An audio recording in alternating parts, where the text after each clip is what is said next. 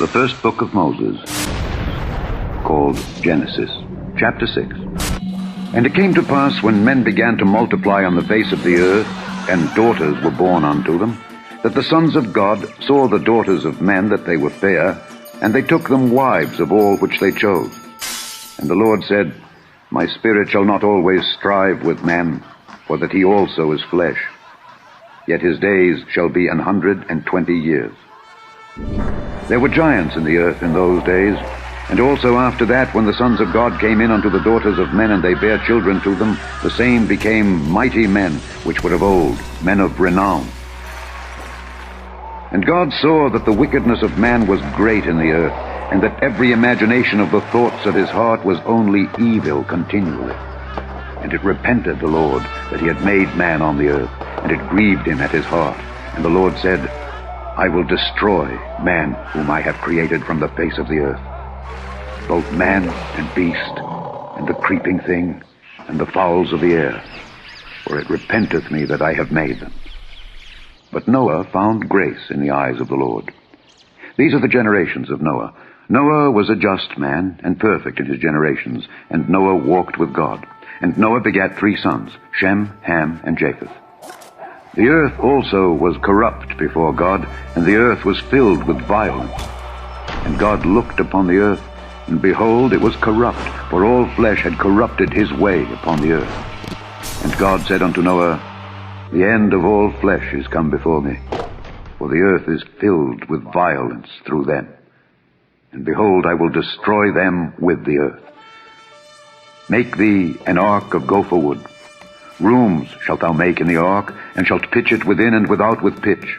And this is the fashion which thou shalt make it of. The length of the ark shall be 300 cubits, the breadth of it 50 cubits, and the height of it 30 cubits. A window shalt thou make to the ark, and in a cubit shalt thou finish it above. And the door of the ark shalt thou set in the side thereof. With lower, second, and third stories shalt thou make it. And behold, I, even I, do bring a flood of waters upon the earth, to destroy all flesh wherein is the breath of life from under heaven. And everything that is in the earth shall die. But with thee will I establish my covenant, and thou shalt come into the ark, thou and thy sons and thy wife, and thy sons' wives with thee.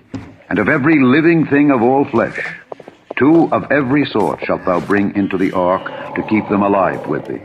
They shall be male and female. Of fowls after their kind, and of cattle after their kind, of every creeping thing of the earth after his kind, 2 of every sort shall come unto thee, to keep them alive. And take thou unto thee of all food that is eaten, and thou shalt gather it to thee. And it shall be for food for thee and for them. Thus did Noah. According to all that God commanded him, so did he. Chapter 7. And the Lord said unto Noah, Come thou and all thy house into the ark, for thee have I seen righteous before me in this generation.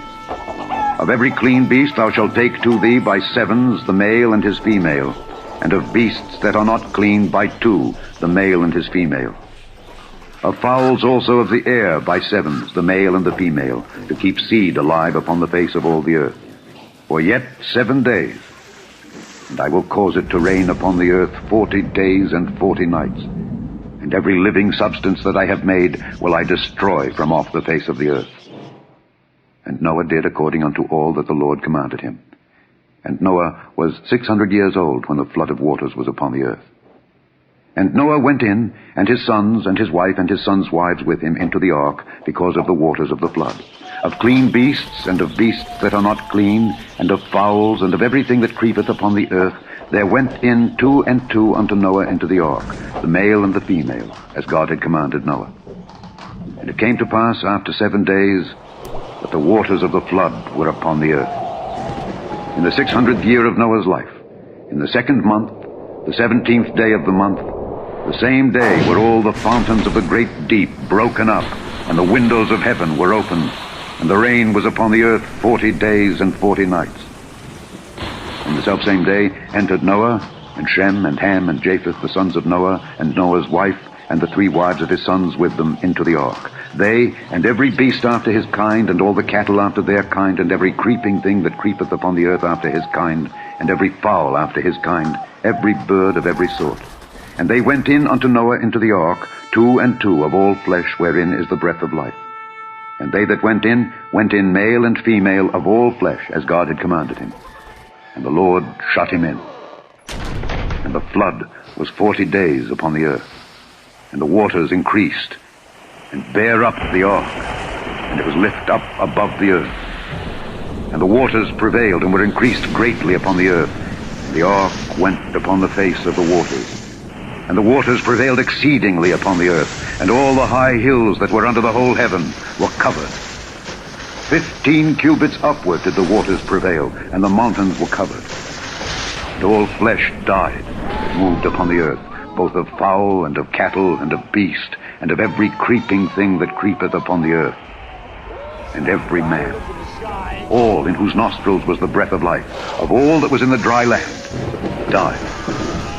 And every living substance was destroyed, which was upon the face of the ground, both man and cattle, and the creeping things, and the fowl of the heaven, and they were destroyed from the earth. And Noah only remained alive, and they that were with him in the ark. And the waters prevailed upon the earth 150 days. Chapter 8. And God remembered Noah, and every living thing, and all the cattle that was with him in the ark. And God made a wind to pass over the earth, and the waters assuaged. And the fountains also of the deep and the windows of heaven were stopped, and the rain from heaven was restrained. And the waters returned from off the earth continually. And after the end of the 150 days, the waters were abated.